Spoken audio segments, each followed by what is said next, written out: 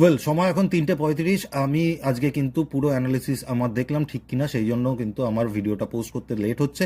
R at the same time এই ভিডিওটা আমি শিডিউল করে দেবো, এই ভিডিওটা সন্ধ্যের দিকে পোস্ট হবে, যেহেতু একটু আগে আমি একটা রিল পোস্ট করেছি। ওকে, নিফটি 5 মিনিট টাইম ফ্রেম, মার্কেটে কেন ওপেন হয়েছে, ওপেন হওয়ার পর আপ, তারপরে পুরোটারই ডাউন মুভ দিয়ে তারপরে কিন্তু এই আমার চ্যানেলের মধ্যে চলে এসছে। এই সাপোর্ট অ্যান্ড রেজিস্ট্যান্স লেভেলগুলো তোমরা কিন্তু পেয়ে যাবে আমার টেলিগ্রাম চ্যানেল আর আমার হোয়াটসঅ্যাপ চ্যানেল, রাইট?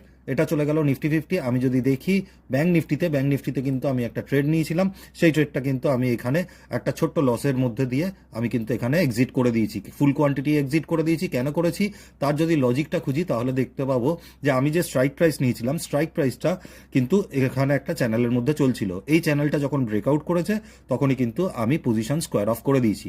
তো এইভাবে যদি তোমার অ্যানালিসিস ঠিক থাকে, এইভাবে তুমি যদি ডিসিপ্লিনের মধ্যে থাকো, তাহলে কিন্তু তুমি প্রফিটেবল থাকবে।